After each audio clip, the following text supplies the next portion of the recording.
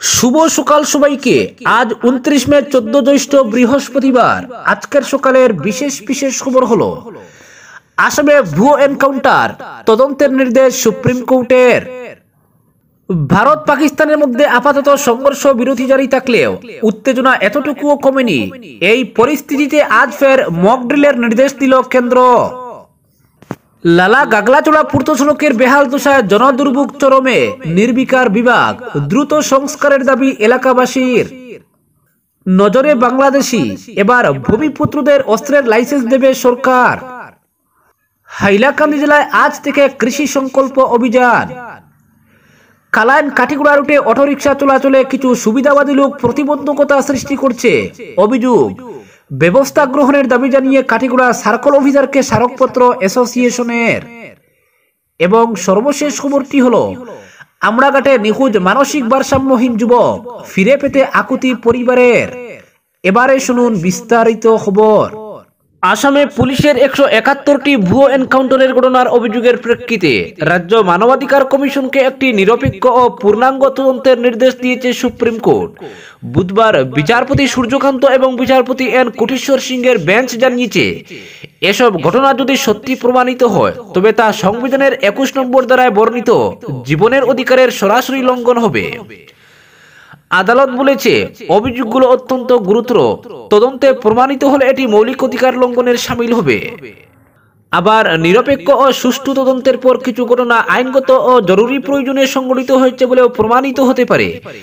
আইনজীবী আরিফ ইয়াসিন জুয়াদ্দার এই মামলাটি দায়ের করেছেন, যার আগের আবেদন 2023 সালে গৌহাটি হাইকোর্ট খারিজ করে দেয়। তবে সুপ্রিম কোর্ট বিষয়টি গুরুত্ব সহকারে বিবেচনা করে।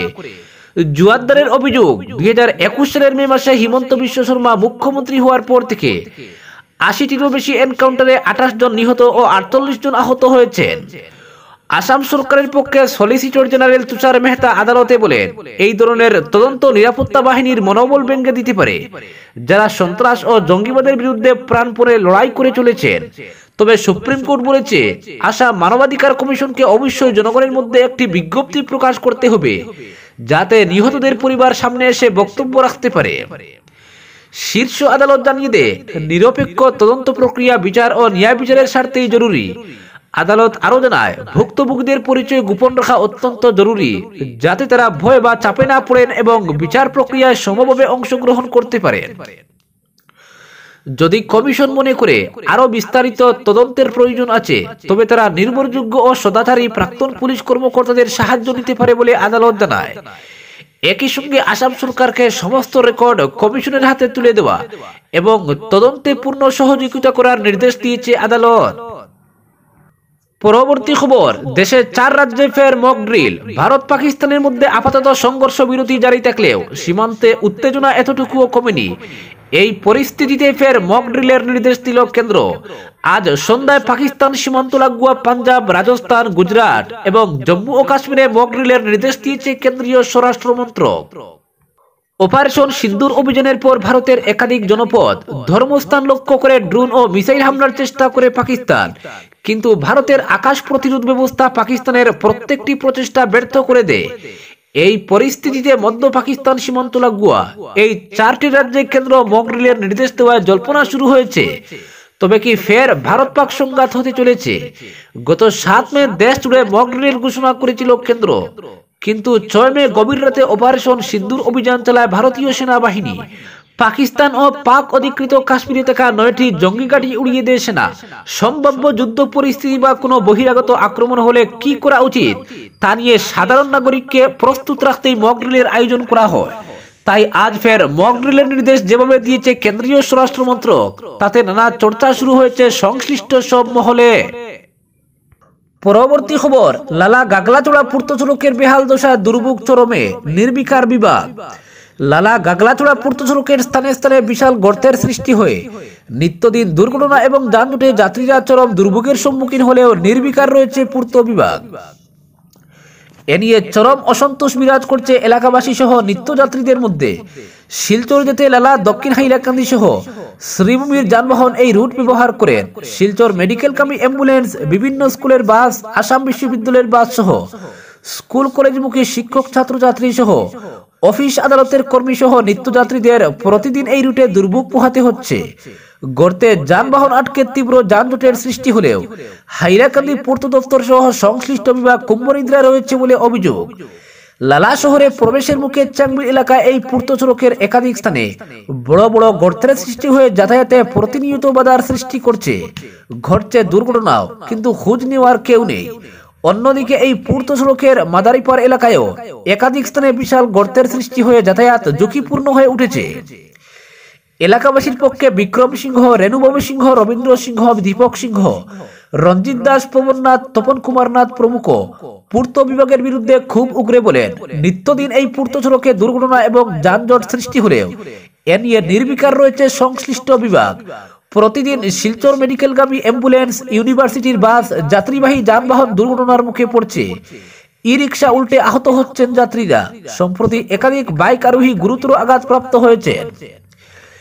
বিশেষ করে সকালের দিকে স্কুলমুখী ছাত্রছাত্রী ও যাত্রীদের চরম দুর্ভোগের সম্মুখীন হতে হচ্ছে। সংশ্লিষ্ট বিভাগের কাছে এ নিয়ে বারবার অভিযোগ জানানোর পরও কোনো ব্যবস্থা গ্রহণ করা হয়নি। তাই এবার এলাকার মানুষ এ নিয়ে আন্দোলনের পথে নামতে বাধ্য হচ্ছেন। ক্ষুব্ধ জনগণ এদিন হাইলাকান্দির জেলা শাসক, অভিভাবক মন্ত্রী ও পূর্ত বিভাগের হস্তক্ষেপ কামনা করে অবিলম্বে লালা গাগলাচড়া পূর্ত সড়কের 5 কিলোমিটার অংশে প্রয়োজনীয় সংস্কারের কাজ সম্পন্ন করার দাবি জানান। প্রসঙ্গত, শুধু লালা এবং বৃহত্তর দক্ষিণ হাইলাকান্দি নয়, প্রতিবেশী জেলা শ্রীভূমির শিলচরের সঙ্গে যোগাযোগ রক্ষায় এই পূর্ত সড়কের গুরুত্বপূর্ণ ভূমিকা রয়েছে।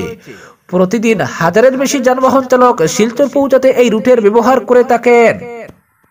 পরবর্তী খবর, হাইলাকান্দি জেলায় আজ থেকে কৃষি সংকল্প অভিযান। হাইলাকান্দি জেলায় আজ থেকে বিকশিত কৃষি সংকল্প অভিযান শুরু হচ্ছে।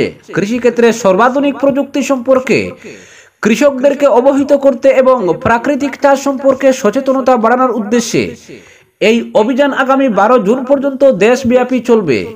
এ উপলক্ষে আজ লালা উন্নয়ন খণ্ড কার্যালয়ের পার্শ্ববর্তী সদ্ভাবনা মণ্ডপে আয়োজিত এক অনুষ্ঠানে এই অভিযানের উদ্বোধন করা হবে। জেলার সবকটি জিপিতে এ উপলক্ষে সভার আয়োজন করা হয়েছে। আজ দুপুর 1:30টায় মনাছড়া জিপির সভা মনাছড়া হায়ার সেকেন্ডারি স্কুলে অনুষ্ঠিত হবে। 30 মে শুক্রবার জুসনাবাদ উমেদনগর জিপির সভা সকাল 9:30টায় লালার পিকে গার্লস হায়ার সেকেন্ডারি স্কুলে এবং জয়কৃষ্ণপুর জিপির সভা দুপুর 1:30টায় মাহমুদপুর এম স্কুলে অনুষ্ঠিত হবে। জেলা কৃষি বিভাগ এবং হাইলাকান্দি কৃষি বিজ্ঞান কেন্দ্রের ব্যবস্থাপনায় জেলা জুড়ে এই অভিযান আয়োজন করা হচ্ছে। পরবর্তী খবর, নজরে বাংলাদেশি, এবার ভূমিপুত্রদের অস্ত্রের লাইসেন্স দেবে সরকার। আসাম সরকারের মন্ত্রিসভার বৈঠকে গুরুত্বপূর্ণ সিদ্ধান্ত গ্রহণ করা হয়েছে। ধুবড়ী, নগাঁও এবং বরপেটায় বাংলাদেশিদের দ্বারা আক্রমণের মুখোমুখি থাকা স্থানীয় নিরাপত্তার স্বার্থে প্রাণঘাতী অস্ত্রের লাইসেন্স দেওয়ার সিদ্ধান্ত নেওয়া হয়েছে। এই সিদ্ধান্তটি বুধবার এক সাংবাদিক সম্মেলনে ঘোষণা করেন মুখ্যমন্ত্রী হিমন্ত। মুখ্যমন্ত্রী উল্লেখ করেন যে সরকার আগ্নেয়াস্ত্র সরবরাহ করে না, তবে যদি কেউ তাদের নিজস্ব সুরক্ষার জন্য একটি বন্দুক কিনতে চান তবে সরকার তাদের জন্য প্রাণঘাতী অস্ত্রের লাইসেন্স প্রদান করবে। মুখ্যমন্ত্রী বলেন, পূর্ববর্তী কোন সরকার এমন সাহস দেখাতে পারেনি। যে সরকার জাতি, ভূমি এবং পরিচয়ের কথা বলে তা অসমীয়া জনগণের সুরক্ষার জন্য কাজ করবে। মুখ্যমন্ত্রী বলেন, দিং, রূপহী সহ মঙ্গলদৈ অঞ্চলের বসবাসকারী ভূমিপুত্ররা সম্প্রদায়গুলি আবেদন করতে পারবে, তবে অপরাধমূলক কার্যকলাপে জড়িতদের লাইসেন্স দেওয়া হবে না। সীমান্তে বর্তমান পরিস্থিতির কারণে আমাদের এই সিদ্ধান্ত নিতে বাধ্য হতে হয়েছে, বললেন মুখ্যমন্ত্রী হিমন্ত। আদিবাসীরা দীর্ঘদিন ধরে আগ্নেয়াস্ত্রের জন্য অনুমতি চেয়ে আসছেন। তিনি বলেন, জেলা কমিশনাররা অস্ত্রের লাইসেন্সিং সংক্রান্ত একটি এসওপি জারি করবেন। এটি আজ থেকেই কার্যকর হবে। পরবর্তী খবর, কালাইন কাটিগুড়া রুটে অটোরিকশা চলাচলে কিছু সুবিধাবাদী লোক প্রতিবন্ধকতা সৃষ্টি করছে। অভিযোগ, ব্যবস্থা গ্রহণের দাবি জানিয়ে কাটিগুড়া সার্কল অফিসারকে স্মারকপত্র অ্যাসোসিয়েশনের। কালাইন থেকে কাটিগুড়া ফেরিঘাট পর্যন্ত অটোরিকশা চালানোর ক্ষেত্রে একাংশ সুবিধাবাদী লোক প্রতিবন্ধকতা সৃষ্টি করছে বলে অভিযোগ কালাইন অটোরিকশা ওনার্স অ্যাসোসিয়েশনের। সংশ্লিষ্ট রুটে অটোরিকশা চলাচল না করলে বর্তমান পরিস্থিতিতে না খেয়ে মরতে হবে অটোচালক সহ তাদের পরিবারকে। গেমন সেতু সংস্কারের জন্য 2 মাসের জন্য কালাইন বদরপুর রুট বন্ধ। বর্তমান পরিস্থিতির দিকে লক্ষ্য রেখে কালাইন থেকে কাটিগুড়া ফেরিঘাট পর্যন্ত অটো চলাচলের ব্যবস্থা করে দেওয়ার জন্য বুধবার কাটিগুড়া সার্কল অফিসারের কাছে এক স্মারকপত্র তুলে দেন অ্যাসোসিয়েশনের কর্মকর্তারা। কালাইন ব্লক কংগ্রেসের কর্মকর্তা জাকির খানের নেতৃত্বে সংস্থার সভাপতি সেলিম আহমেদ তাফাদার, সাধারণ সম্পাদক দীপজয় দেব সহ অন্যরা জানান, কাঠিগুড়া চৌরঙ্গিতে স্বঘোষিত অটো স্ট্যান্ডের কর্মকর্তা রতন দাস নামের এক ব্যক্তি গত মঙ্গলবার কালাইন এলাকার একাধিক অটোরিকশার উপর লাঠিচার্জ করেছেন। অটোরিকশার সামনের আয়না ভেঙে দিয়েছেন। এখানেই থামেননি রতন, অটোরিকশায় থাকা যাত্রীদের সঙ্গেও দুর্ব্যবহার করেছেন। রিজার্ভ নিয়ে কালাইন থেকে কাঠিগুড়া ফেরিঘাটে আসতে চাইলেও রতন বাহিনী পথ অবরোধ করে যাত্রী নামিয়ে দেয়, এমনটাই অভিযোগ অটোরিকশা ওনার্স অ্যাসোসিয়েশনের। তাছাড়াও চালান বাবদ টাকা চেয়েও একটি অস্বস্তিকর পরিবেশের সৃষ্টি করছে তারা। এদিন সার্কল অফিসার ও কাঠিগুড়া থানার ভারপ্রাপ্ত আধিকারিকের কাছে প্রদত্ত স্মারকপত্রে কালাইন বাজার থেকে কাঠিগুড়ার থানার সামনের ফেরিঘাট পর্যন্ত যেন বিনা বাধায় আসা যাওয়া ও যাত্রী বহন করার অনুমতি প্রদানের আবেদন জানান অ্যাসোসিয়েশনের কর্মকর্তারা। সার্কল অফিসার অবশ্য অভিযোগ খতিয়ে দেখার এবং অ্যাসোসিয়েশনের দাবি বিবেচনা করা হবে বলে আশ্বাস দিয়েছেন। এদিকে কাঠিগুড়া থানা আধিকারিকের দৃষ্টি আকর্ষণ করে অ্যাসোসিয়েশনের কর্মকর্তারা বলেন, গেমন সেতু বন্ধ হওয়ার ফলে কালাইন বদরপুর পর্যন্ত নিয়মিত অটোরিকশা চালানো যাচ্ছে না, ফলে তাদের দৈনন্দিন রুজি রোজগারের ব্যাপক ক্ষতি হচ্ছে। অটো চালকদের পরিবার চালানো মুশকিল হয়ে দাঁড়িয়েছে। এ অবস্থায় অটো চালকরা কোথায় যাবেন? তাদের অটোরিকশার মাসিক কিস্তি জোগাড় হবে কিভাবে? চরম অনিশ্চয়তায় ভুগছেন তারা। অতএব বিষয়টি গুরুত্ব সহকারে বিবেচনা করে কালাইন কাঠিগুড়া ফেরিঘাট পর্যন্ত অটোরিকশা চালানোর ক্ষেত্রে বিহিত ব্যবস্থা গ্রহণের দাবি জানান অ্যাসোসিয়েশনের কর্মকর্তা সহ প্রায় অর্ধ শতাধিক অটো চালক। পরবর্তী খবর, আমড়াঘাটে নিখোঁজ মানসিক ভারসাম্যহীন যুবক ফিরে পেতে আকুতি পরিবারের।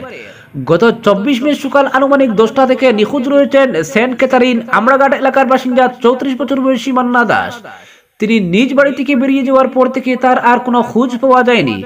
মান্না দাস দীর্ঘদিন ধরে মানসিক ভারসাম্যহীনতায় ভুগছেন, নিয়মিত চিকিৎসা চলছে তার, জানিয়েছে পরিবার সূত্রে খবর।